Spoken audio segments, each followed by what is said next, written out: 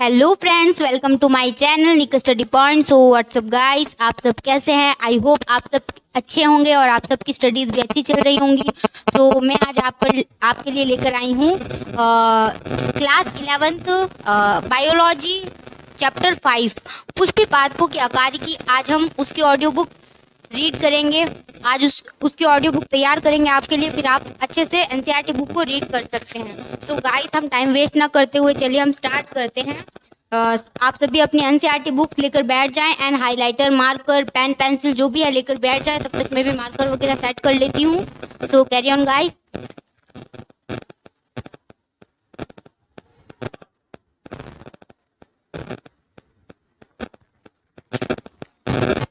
One minute.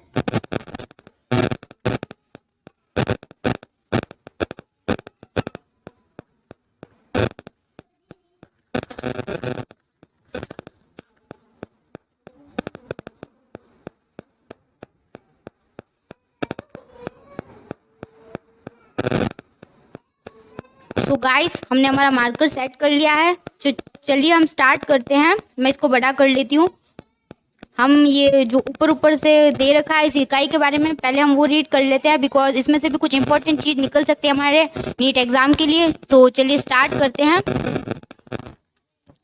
पृथ्वी पर जीवन के विविध स्वरूपों का वर्णन केवल अवलोकन के आधार पर किया गया, जो कि पहले खुली आंखों से बिना किसी यांत्रिक मदद से था और बाद में आवर्धक लेंस और सूक्ष्मदर्शी यंत्र द्वारा किया गया। इस वर्णन में व्यापक तौर पर बाह्य एवं आंतरिक संरचनात्मक विशिष्टता को ध्यान में रखा गया। इसके अतिरिक्त अवलोकनीय तथा इंद्रिय गोचर अवरोधक जीवन प्रतिभासों को भी वर्णन के एक भाग के रूप में आलेखित किया गया। प्रायोगिक जीव विज्ञान और अधिक स्पष्ट रूप में शरीर क्रिया विज्ञान या शरीर विज्ञान के पूर्णतः स्थापित होने से पहले प्रकृति विज्ञानियों ने केवल जीव विज्ञान के एक हिस्से का वर्णन किया था।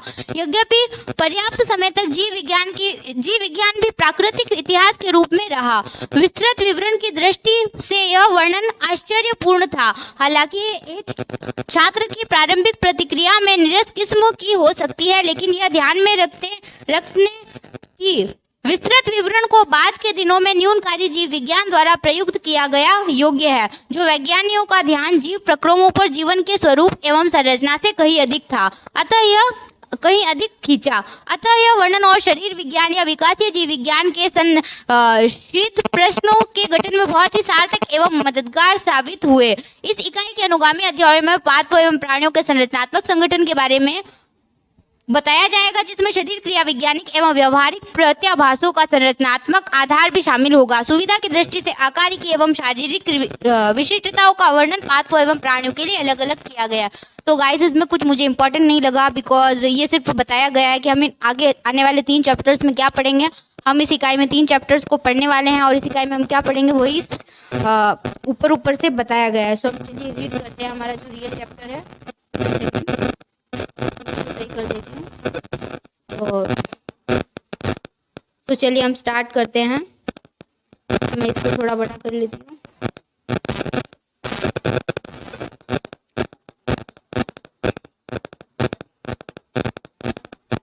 पुष्पी पादपों की आकारिकी।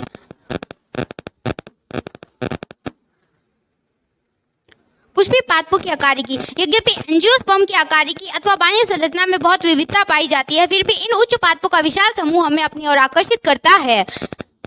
इन उच्च पादपों में मूल, स्तंभ, पत्तियां, पुष्प तथा फलों की उपस्थिति इसका मुख्य अभिलक्षण है। अध्याय 2 तथा 3 में हमने पौधों के वर्गीकरण के विषय में अध्ययन किया है, जो आकारिकी तथा अन्य अभिलक्षणों पर आधारित थे। वर्गीकरण तथा उच्च पादपों को भलीभांति समझने के लिए अथवा सभी जीवों के लिए हमें संबंधित मानक वैज्ञानिक शब्दावली तथा मानक परिभाषाओं के ज्ञान की आवश्यकता होती है। हमें विभिन्न पादपों की विविधता, जो पौधों में पर्यावरण के अनुकूलन का परिणाम है, जैसे विभिन्न आवासों के प्रति अनुकूलन, संरक्षण, चढ़ना तथा संचयन आदि के विषय में भी ज्ञान प्राप्त करने की आवश्यकता होती है। यदि आप किसी खरपतवार को उखाड़े तो आप देखेंगे कि उन सभी में मूल, तना तथा पत्तियां होती है। उनमें फूल तथा फल भी लगे होते हैं। पुष्पी पादप का भूमिगत भाग मूल तंत्र, जबकि ऊपरी भाग प्ररोह तंत्र होता है। चित्र 5.1 आप देख सकते हैं। सो इस चैप्टर में हम रीड करने वाले हैं मूल, तना, पत्ती, पुष्पक्रम, पुष्प, फल, बीज, कुछ प्ररूपी पुष्प के तकनीकी जो विवरण होंगे वो भी हम इसमें आगे रीड करेंगे एंड सोलेनसी कुल को पढ़ेंगे। ये जो न्यू एनसीईआरटी है वो है, बाकी 3 कुल थे पहले वाली एनसीईआरटी में, जो कि अब रैशनलाइज कंटेंट के थ्रू हटा दिए गए हैं। सो हम स्टार्ट करते हैं।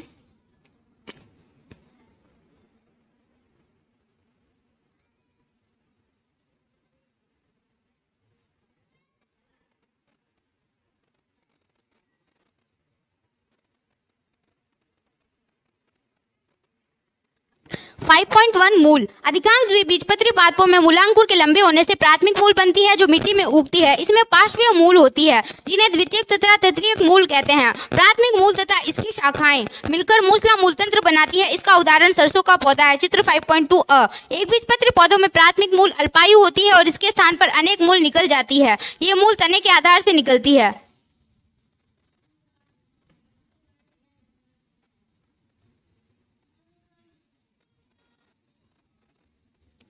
इन्हें झकड़ा मूलतंत्र कहते हैं। इसका उदाहरण गेहूं का पौधा है। चित्र 5.2 कुछ पौधों जैसे घास तथा बरगद में मूल मूलांकुर की बजाय पौधे के अन्य भाग से निकलती है। इन्हें अपस्थानिक मूल कहते हैं। चित्र 5.2 मूलतंत्र का प्रमुख कार्य मिट्टी से पानी तथा खनिज लवण का अवशोषण, पौधे की मिट्टी को जकड़ कर रखना, खाद्य पदार्थों का संचय करना तथा पादप नियामकों का संश्लेषण करना है।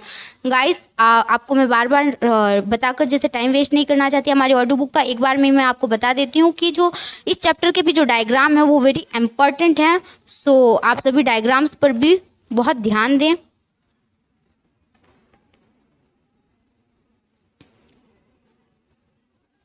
तो चलिए हम पढ़ते हैं।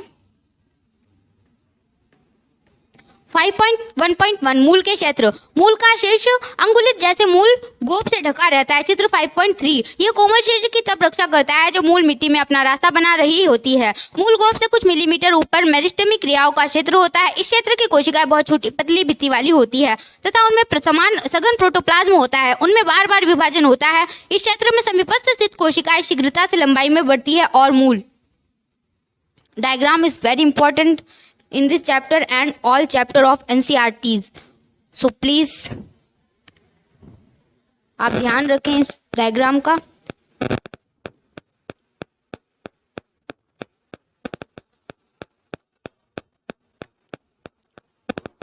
और मूल की लंबाई में बढ़ाती है। इस क्षेत्र को दीर्घीकरण क्षेत्र कहते हैं। दीर्घीकरण क्षेत्र की कोशिकाओं में विविधता तथा परिपक्वता आती है, इसलिए दीर्घीकरण के समीप स्थित क्षेत्र को परिपक्व क्षेत्र कहते हैं। इस क्षेत्र से बहुत पतली तथा कोमल धागे की तरह की संरचनाएं निकलती है जिन्हें मूल रोम कहते हैं। ये मूल रोम मिट्टी में पानी तथा खनिज लवणों का अवशोषण करते हैं। 5.2 तना।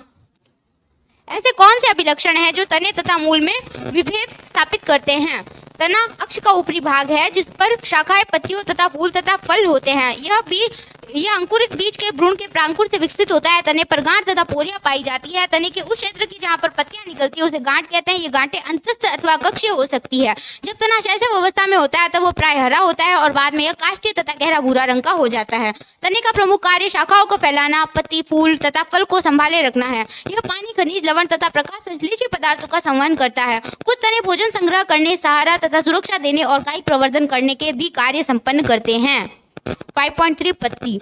ये जो दो चैप्टर है आगे को वो ज़्यादा लेंथी नहीं है बिकॉज इजी है, क्योंकि इसमें ज़्यादातर लाइनें हमें हमारे नोट्स में भी मिल जाएंगी।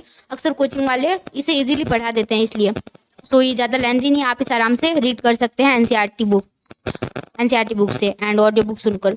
5.3 पत्ती। पत्ती पार्श्वीय चपटी संरचना होती है जो तने पर लगी रहती है। यह गांठ पर होती है और इसके कक्ष में कली होती है। कक्ष कली बाद में शाखा में विकसित हो जाती है। पत्तियां प्ररोग के शीर्षस्थ मेरिस्टेम से निकलती है। यह पत्तियां अग्राभिसारी रूप में लगी रहती है। ये पौधों के बहुत ही महत्वपूर्ण कायिक अंग है क्योंकि ये भोजन का निर्माण करती हैं।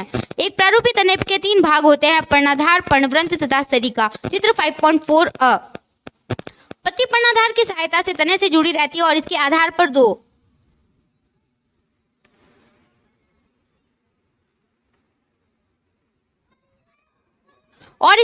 दो पार्श्व छोटी पत्तियां निकल सकती है जिन्हें अनुपर्ण कहते हैं। एक बीजपत्री में पर्णधार चादर की तरह फैलकर तने को पूरा अथवा आंशिक रूप से ढक लेता है। कुछ लेग्यूमी तथा कुछ अन्य पौधों में पर्णाधार फूल जाता है। ऐसे पर्णाधार को पर्णवृंत तल्प कहते हैं, पल्वाइनस कहते हैं। पर्णवृंत पत्ती को इस तरह सजाता है जिससे न कि इसे अधिकतम सूर्य का प्रकाश मिल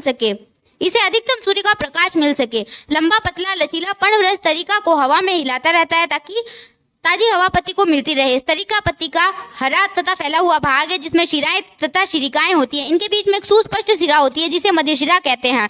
शिराएं पत्ती को दृढ़ता प्रदान करती है और पानी, खनिज तथा भोजन के स्थानांतरण के लिए नलिकाओं की तरह कार्य करती है। विभिन्न पौधों में स्तरिका की आकृति, उसके सिरे, चोटी, सतह तथा कटाव में विभिन्नता होती है।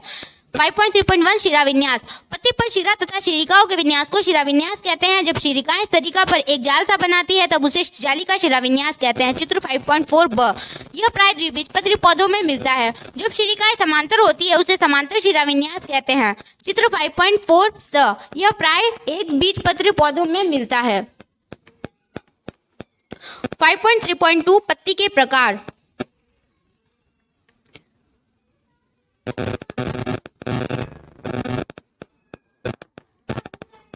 जब पत्ती की स्तरिका आच्छिन्न होती है अथवा कटी हुई लेकिन कटाव मध्य शिरा तक नहीं पहुंच पाता तब वह सरल पत्ती कहलाती है। जब स्तरिका का कटाव मध्य शिरा तक पहुंचे और बहुत पत्रकों में टूट जाए तो ऐसी पत्ती को संयुक्त पत्ती कहते हैं। सरल तथा संयुक्त पत्तियां दोनों में पर्णवृंत के कक्ष में कली होती है, लेकिन संयुक्त पत्ती के पत्रकों के कक्ष में कली नहीं होती है। संयुक्त पत्तियां दो प्रकार की होती है। चित्र 5.5 पिचाकार संयुक्त पत्तियों में बहुत से पत्रक एक ही अक्ष एक्स जो मध्य शिरा के रूप में होती है पर स्थित होते हैं। इसका उदाहरण नीम है। हस्ताकार संयुक्त पत्तियों में पत्रक एक ही बिंदु अर्थात पर्णवृंत की चोटी से जुड़े रहते हैं। उदाहरण सिल्क कॉटन वृक्ष। 5.3.3 पर्णविन्यास। तने अथवा शाखा पर पत्तियों के विन्यस्त रहने के क्रम को पर्णविन्यास कहते हैं। यह प्राय 3 प्रकार का होता है, एकांतर, सम्मुख तथा चक्करदार। चित्र 5.6 एकांतर क्रम के पर्णविन्यास में अकेली पत्ती प्रत्येक गांठ पर एकांतर रूप में लगी रहती है।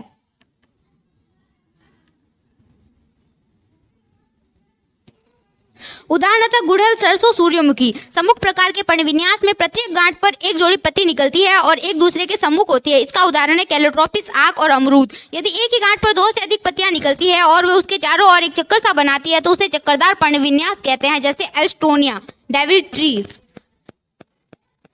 5.4 पुष्पक्रम। फूल एक रूपांतरित प्ररोह है जहां पर प्ररोह का शीर्ष मेरिस्टेम पुष्पी मेरिस्टेम में परिवर्तित हो जाता है। पोरियां लंबाई में नहीं बढ़ती हैं और अक्ष दबकर रह जाते हैं। गांठों पर क्रमानुसार पत्तियों की बजाय पुष्प उपांग निकलते हैं। जब प्ररोह शीर्ष फूल में परिवर्तित हो जाता है तब वह सदैव अकेला होता है। पुष्पी अक्ष पर फूलों के लगने के क्रम को पुष्पक्रम कहते हैं। शीर्ष का फूल में परिवर्तित होना है अथवा सतत रूप से वृद्धि करने के आधार पर पुष्पक्रम को 2 प्रकार असीमाक्षी तथा ससीमाक्षी में बांटा गया है। असीमाक्षी प्रकार के पुष्पक्रम के प्रमुख अक्ष में सतत वृद्धि होती रहती है और फूल पार्श्व क्रम में अग्राभिसारी क्रम में लगे होते हैं। चित्र 5.7 ससीमाक्षी पुष्पक्रम में प्रमुख अक्ष के शीर्ष पर फूल लगता है, इसलिए इसमें सीमित वृद्धि होती है। फूल तलाभिसारी क्रम में लगे होते हैं, जैसा कि चित्र 5.8 में दिखाया गया है, 5.8 में दिखाया गया है।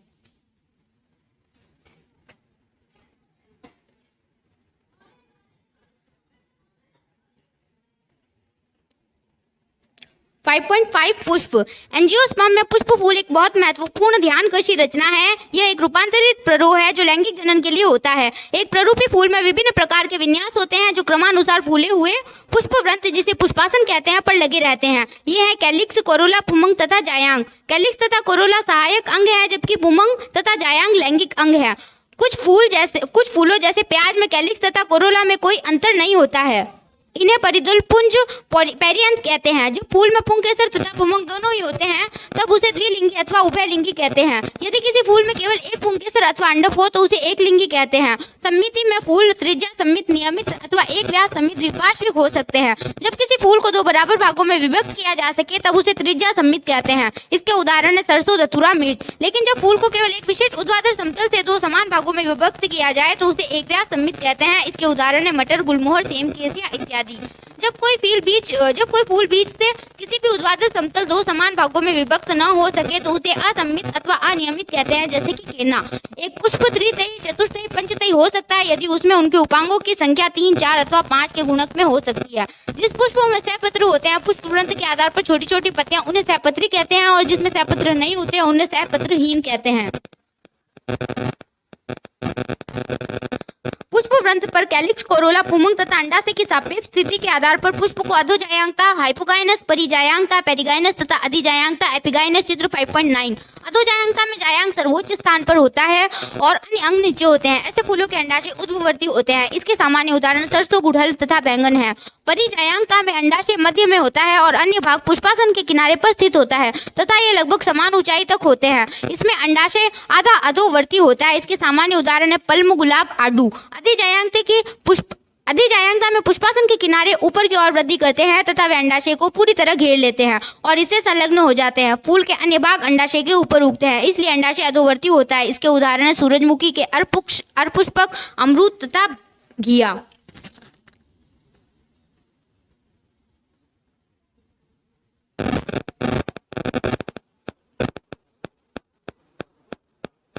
आप इन डायग्राम्स को देख सकते हैं। 5.5.1 पुष्प के भाग। प्रत्येक पुष्प में 4 चक्र होते हैं जैसे कैलिक्स, कोरोला, पुमंग तथा जायांग। चित्र 5.10। 5.5.1.1 कैलिक्स। कैलिक्स पुष्प का सबसे बाहरी चक्र है और इसकी इकाई को बाह्य दल कहते हैं। प्राय बाह्य दल हरी पत्तियों की तरह होते हैं और कली की अवस्था में फूल की रक्षा करते हैं। कैलिक्स संयुक्त बाह्यदली, जुड़े हुए बाह्यदल अथवा पृथक बाह्यदली, मुक्त बाह्यदल हो सकते हैं।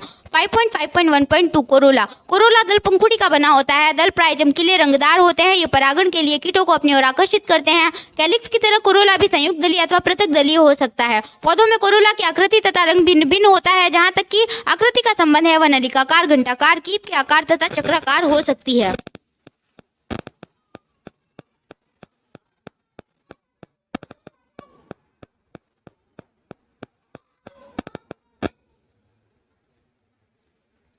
पुष्प विन्यास। पुष्पकली में उसी चक्र की अन्य इकाइयों के सापेक्ष बाह्य दल अथवा दल के लगे रहने के क्रम को पुष्पदल विन्यास कहते हैं। पुष्पदल विन्यास के प्रमुख प्रकार कोर, स्पर्शी, व्यावर्तित, कोरछादी, वैक्सिलरी होते हैं। चित्र 5.11। जब चक्र के बाह्य दल अथवा दल एक दूसरे के किनारों को केवल स्पर्श करते हो तो उसे कोस्पर्शी कहते हैं, जिसे कैलोट्रोपिस। यदि किसी दल अथवा बाह्य दल का किनारा अगले दल पर तथा दूसरे तीसरे आदि पर अतिव्यापित हो जाता है तो उसे व्यावर्तित कहते हैं। इसके उदाहरण गुड़हल, भिंडी तथा कपास है। यदि बाह्य दल अथवा दल दूसरे पर अतिव्यापित हो तो उसे कोई विशेष दिशा नहीं होती है। इस प्रकार की स्थिति को कोरछादी कहते हैं। इसके उदाहरण है केसिया, गुलमोहर। मटर सेब में 5 दल होते हैं। इनमें से सबसे बड़ा मानक 2 पार्श्वों को पंख और ये 2 सबसे छोटे अग्र दलों कुटक को अतिव्यापित करता है। इस प्रकार के पुष्पदल विन्यास को वैक्सिलरी अथवा पैप्लियोनेसियस कहते हैं।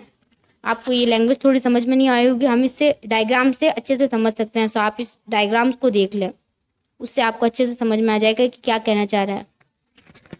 5.5.1.3 पुमंग। पुमंग पुंकेसरों से मिलकर बनता है। प्रत्येक पुंकेसर जो फूल के नरजनन अंग है में एक तंतु तथा एक परागकोश होता है। प्रत्येक परागकोश प्राय द्विपालक होता है और प्रत्येक पाली में 2 कोष्ठक परागकोश होते हैं। परागकोश में परागकण होते हैं। बंध्य पुंकेसर जनन करने में असमर्थ होते हैं और वह स्टेमिनॉइड कहलाते हैं। पुंकेसर फूल के अन्य भागों जैसे दल अथवा आपस में ही जुड़े हो सकते हैं। जब पुंकेसर दल से जुड़े होते हैं तो उसे दल लग्न एपिपेटलस कहते हैं, जैसे बैंगन में। यदि ये परिदल पुंज से जुड़े होते तो परिदल लग्न एपिफिलस कहते हैं, जैसे लिली में। फूल में पुंकेसर मुक्त बहु पुंकेसरी अथवा जुड़े हो सकते हैं। पुंकेसर एक गुच्छे अथवा बंडल एक संगी जैसे गुड़हल में है अथवा 2 बंडल तो द्विसंगी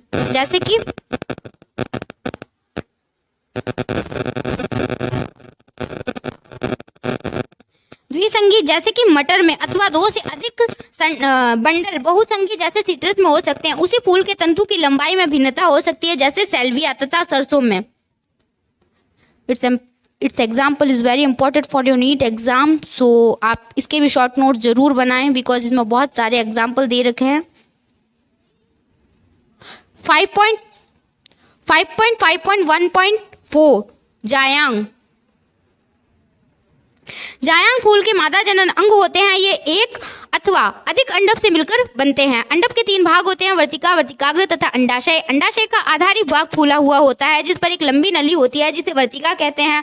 वर्तिका अंडाशय को वर्तिकाग्र से जोड़ती है। वर्तिकाग्र प्राय वर्तिका की चोटी पर होता है और परागकण को ग्रहण करता है। प्रत्येक अंडाशय में एक या एक से अधिक बीजांड हो सकते हैं जो चपटे गद्देदार बीजांडासन से जुड़े रहते हैं। जब एक से अधिक अंडप हो तब वे पृथक मुक्त हो सकते हैं, जैसे कि गुलाब और कमल। इन्हें युक्तांडपी एपोकार्पस कहते हैं। जब अंडप जुड़े हुए होते हैं जैसे मटर तथा टमाटर तब उन्हें युक्तांडपी सिनकार्पस कहते हैं। निषेचन के बाद बीजांड से बीज का तथा अंडाशय से फल का निर्माण हो जाता है या बन जाता है। बीजांड विन्यास। अंडाशय में बीजांड के लगे रहने के क्रम को बीजांड विन्यास प्लेसेंटेशन कहते हैं। बीजांड विन्यास सीमांत, स्तंभीय, भित्तीय, आधारीय, केंद्रीय तथा मुक्त स्तंभीय प्रकार का होता है। चित्र 5.12। सीमांत में बीजांडासन अंडाशय के अधर सीवन के साथ साथ कटक बनाता है और बीजांड कटक पर स्थित रहते हैं जो 2 कतारें बनती है, जैसे कि मटर में। जब बीजांडासन अक्षीय होता है और बीजांड बहुकोष्ठ के अंडाशय पर लगे होते हैं तब ऐसे बीजांड विन्यास को स्तंभीय कहते हैं। इसका उदाहरण है गुलहर, टमाटर तथा नींबू। भित्तीय बीजांड विन्यास में बीजांड अंडाशय की भीतरी भित्ति पर अथवा परिधि भाग में लगे रहते हैं। अंडाशय एक कोष्ठक होता है लेकिन आभासी पट बनने के कारण 2 कोष्ठकों में विभक्त हो जाता है।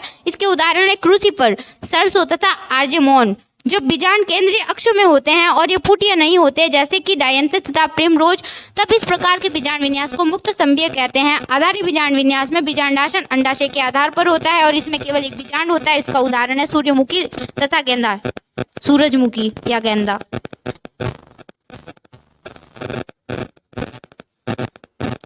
5.6 फल।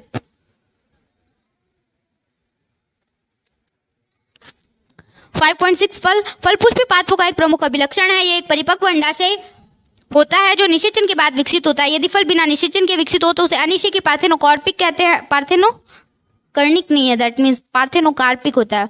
पार्थेनोकार्पिक फल कहते हैं। प्राय फल में एक भित्ति अथवा फल भित्ति तथा बीज होते हैं। फल भित्ति शुष्क अथवा गूदेदार हो सकती है। जब फल भित्ति मोटी तथा गूदेदार होती है तब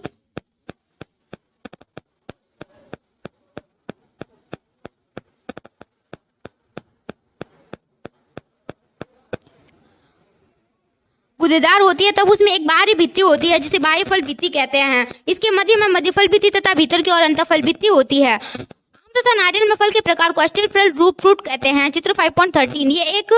ये फल एकांड ऊर्ध्वावर्ती अंडाशय से विकसित होते हैं और इसमें एक बीज होता है। आम में फल भित्ति, बाह्य फल भित्ति गूदेदार एवं खाने योग्य, मध्य फल भित्ति तथा भीतरी कठोर पथरीली, अंतः फल भित्ति के सुस्पष्ट रूप से विभेदित होती है। नारियल में मध्य फल भित्ति तंतुमयी होती है। 5.7 बीज। निषेचन के बाद बीजांड से बीज बन जाते हैं। बीज में प्राय एक बीजावरण तथा भ्रूण होता है। भ्रूण में एक मूलांकुर, एक भ्रूणीय अक्ष तथा एक गेहूं, मक्का अथवा दो चना मटर दो बीजपत्र होते हैं। दैट मीन्स एक बीजपत्री यानी कि गेहूं और मक्का और दो द्विबीजपत्री चना या मटर। 5.7.1 द्विबीजपत्री बीज की संरचना। बीज की बाहरी परत को बीजावरण कहते हैं। बीजावरण की दो सतहें होती है। बाह्य को बीज चोल और भीतरी सतह को टैगमेन कहते हैं। बीज पर एक शत चिन्ह की तरह का उद्भव होता है जिसके द्वारा बीज फल से जुड़ा रहता है। इसे नाभिका कहते हैं। प्रत्येक बीज में नाभिका के ऊपर छिद्र होता है जिसे बीजांड द्वार कहते हैं। बीजावरण हटाने के बाद आप बीज पत्रों के बीच भ्रूण को देख सकते हैं। भ्रूण में एक भ्रूणीय अक्ष और दो गूदेदार बीज पत्र होते हैं। बीज पत्रों में भोज्य पदार्थ संचित रहता है। अक्ष के निचले नुकीले भाग को मूलांकुर तथा ऊपरी पत्तीदार भाग को प्रांकुर कहते हैं। चित्र 5.14। भ्रूण पोष भोजन संग्रह करने वाला ऊतक है जो द्विनिषेचन के परिणाम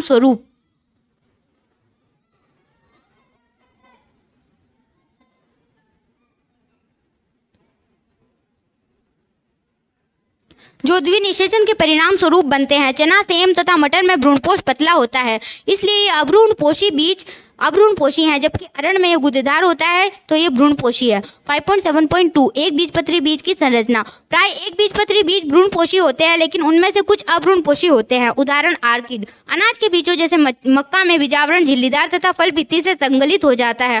भ्रूणपोष स्थलीय होता है और भोजन का संग्रहण करता है। भ्रूणपोष की बाहरी भित्ति भ्रूण से एक प्रोटीनी सतह द्वारा अलग होती है जिसे एल्यूरोन सतह कहते हैं। भ्रूण आकार में छोटा होता है और वो भ्रूणपोष के एक सिरे पर खांचे में स्थित होता है। इसमें एक बड़ा तथा ढलाकार बीजपत्र होता है जिसे स्कूटोलम कहते हैं। इसमें एक छोटा अक्ष होता है जिसमें प्रांकुर तथा मूलांकुर होते हैं। प्रांकुर अथवा मूलांकुर एक चादर से ढके रहते हैं जिसे क्रमशः प्रांकुर चोल अथवा मूलांकुर चोल कहते हैं। चित्र 5.15।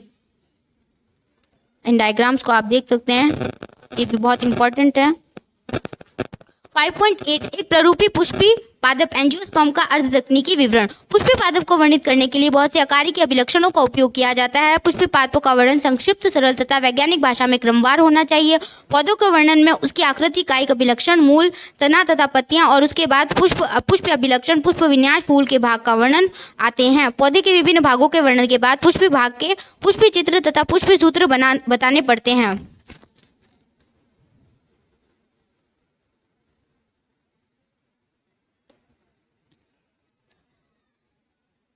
पुष्पी सूत्रों को कुछ संकेतों द्वारा इंगित किया जाता है। पुष्पी सूत्र में सैपत्र को BR से, कैलिक को K से और कोरोला को C से, परिदल पुंज को P से, पुमंग को A से तथा जायांग को G से लिखते हैं। ऊर्ध्ववर्ती अंडाशय को G से और अधोवर्ती अंडाशय को G के नीचे लाइन से लिखते हैं। नर फूलों के लिए इस टाइप का चिन्ह और मादा के लिए इस टाइप का तथा द्विलिंगी के लिए इस टाइप का चिन्हों से इंगित करते हैं। त्रिज्या सम्मित को इस टाइप तथा एक व्यास सम्मित को इस टाइप के चिन्ह से, परसेंटेज के चिन्ह से अंकित करते हैं। युक्त दलों की संख्या को ब्रैकेट से बंद कर देते हैं और आसंजन को पुष्पी चिन्हों के ऊपर रेखा खींचते हैं। पुष्पी चित्र से पुष्प चित्र से फूल के भागों की संख्या, उनके विन्यस्त क्रम और उनके संबंध चित्र 5.16 के विषय में जानकारी प्राप्त होगी। मात्र अक्ष की स्थिति फूल के सापेक्ष होती है, जिसे डॉट द्वारा पुष्प चित्र के ऊपर अंकित करते हैं। कैलिक्स, कोरोला, पुमंग तथा जायांग क्रमवार चक्कर में दिखाए जाते हैं। कैलिक्स सबसे बाहर की ओर तथा जायांग सबसे भीतर की ओर होता है। यह आसंजन तथा आसंजन को चक्कर के भागों तथा चक्कर के बीचों को इंगित करता है। सरसों के पौधे कुटुंब ब्रेसिकेसी के पुष्प चित्र तथा पुष्प सूत्र दिखाए गए, चित्र 5.16। अब हम सोलेनेसी कुल को पढ़ेंगे। 5.9 सोलेनेसी, ये एक बड़ा कुल है। इसे प्रायःआलू कुल भी कहा जाता है। ये उष्ण कटिबंधीय, उपोष्ण तथा शीतोष्ण में फैले रहते हैं, चित्र 5.17।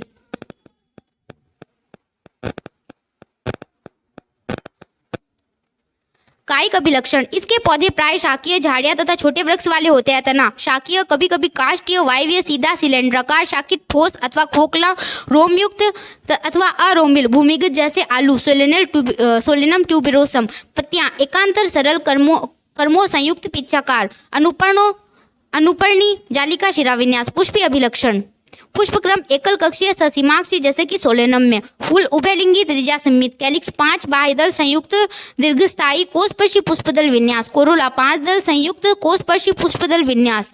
पुमंग 5 पुंकेसर और दलग्न। जायांग द्विअंडपी, युक्तांडपी, तिरछे अंडाशय, उद्भवर्ती, द्विकोष्ठी, बीजांडासन, फूला हुआ जिसमें बहुत से बीजांड लगे हों। फल संपुट अथवा सरस। बीज भ्रूणपोषी अनेक। पुष्पी सूत्र, इस सूत्रों को आप देखकर याद करें और अपने नोट्स में इसे जरूर लिखें। आर्थिक महत्व, इस कुल के अधिकांश सदस्य भोजन, टमाटर, बैंगन, आलू, मसाले, मिर्च, औषधि, बेलाडोना, अश्वगंधा, ध्रुमक, तंबाकू, सजावटी पौधे, पिटूनिया के स्रोत हैं। सो हमारा ये चैप्टर खत्म हो गया है। अभी इसकी समरी भी रीड कर लेते हैं, बिकॉज हर चैप्टर की समरी भी हम कवर करते हैं। तो चलिए समरी रीड कर लेते हैं इसकी। यदि हम समस्त पादप जगत पर दृष्टि डालें तो पुष्पीय पादप सर्वाधिक विकसित होते हैं। ये माप, आकार, संरचना, पोषण की विधि, जीवन काल, प्रकृति तथा आवास में अत्यधिक विविधता प्रदर्शित करते हैं। इनमें मूल तथा प्ररोतंत्र भलीभांति विकसित होता है। इनमें मूल तंत्र मूसला अथवा जकड़ा मूल पाई जाती है। सामान्यतः द्विबीजपत्री पादपों में मूसला, जबकि एक बीजपत्री पादपों में जकड़ा मूल होती है। कुछ पादपों में मूल भोजन के संग्रहण तथा यांत्रिक सहारे तथा श्वसन के लिए रूपांतरित हो जाती है। प्ररोतंत्र तना, पत्ती, पुष्प तथा फलों में बटा रहता है। तने के आकार की अभिलक्षण जैसे गांठों तथा पोरियों की उपस्थिति, बहुकोशिक रोम तथा धनात्मक प्रकाशानुवर्ती प्रकृति आदि की उपस्थिति से तने तथा मूल के अंतर को आसानी से समझा जा सकता है। पत्ती तने की पार्श्वीय ऊर्ध्व पर गांठ से बहिर्जात रूप में विकसित रहती है। यह रंग में हरी होती है ताकि प्रकाश संश्लेषण की क्रिया संपन्न हो सके। पत्तियां आकार, माप, किनारे, शीर्ष तथा पत्ती की स्तरिका के कटाव में सुस्पष्ट विविधताएं प्रदर्शित करती है। देख लेते हैं हम अगले पेज में हमारी कुछ समरी है, तो हम उसे भी रीड कर लेते हैं। पुष्प एक प्रकार के प्ररोह का रूपांतरित नाम है जो लैंगिक जनन संपन्न करता है। पुष्प विभिन्न प्रकार के पुष्पक्रम में विन्यस्त रहता है। ये संरचना, ज्यामिति तथा अन्य भागों के सापेक्ष अंडाशय की स्थिति, दलों, बाह्य दलों, अंडाशय आदि का क्रमबद्ध विन्यास में भी विविधता प्रदर्शित करता है। निषेचन के पश्चात अंडाशय से फल तथा बीजांड से बीजों का निर्माण होता है। बीज एक पत्री अथवा द्विबीजपत्री हो सकते हैं। वे आकार, माप तथा जीवन क्षमता काल में विविध रूप में होते हैं। पुष्पीय अभिलक्षण पुष्पीय पादपों के वर्गीकरण तथा पहचान के आधार पर माने जाते हैं। इसका वर्णन फूलों के अर्ध तकनीकी विवरण से चित्रों सहित किया जा सकता है। अतः पुष्पीय पादप का वर्णन वैज्ञानिक शब्दावली का उपयोग करते हुए निर्दिष्ट क्रम में कर सकते हैं। पुष्पीय अभिलक्षण संक्षिप्त रूप पुष्पीय चित्रों, पुष्पीय अंगों द्वारा निरूपित कर सकते हैं।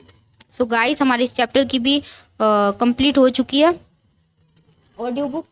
सो आप सब इस ऑडियो बुक को जरूर हेडफोन लगाकर सुने। आप इन ऑडियो बुक्स को कोई काम करते हुए भी सुन सकते हैं। वैसे ज़्यादा काम करते हुए सुनना नहीं चाहिए, बिकॉज हमें इफेक्टिव स्टडी करनी है। तो एनसीईआरटी बुक लेकर बैठेंगे, उसे हाईलाइट करेंगे एंड अच्छे से इफेक्टिव स्टडी ही करनी चाहिए वैसे। लेकिन फिर भी अगर हम चाहें कुछ ज़्यादा पढ़ना, तो हम कोई काम करते हुए भी आप कोई सॉन्ग सुन सकते हैं, या फिर हमारी एनसीईआरटी बुक बायोलॉजी की, जो हमें पता है कि नीट के लिए बहुत इंपॉर्टेंट है, तो हम इसे भी सुन सकते हैं। सो ये हमारी कंप्लीट हो गई है। इसे बनाने के लिए बहुत मेहनत लगी है। So please guys subscribe my channel, and video अच्छी लगी हो तो लाइक करें, एंड अपने दोस्तों के साथ इसे ज़रूर शेयर करें, बिकॉज सबका फ़ायदा होना चाहिए, क्योंकि सब हमारे फ्रेंड हैं।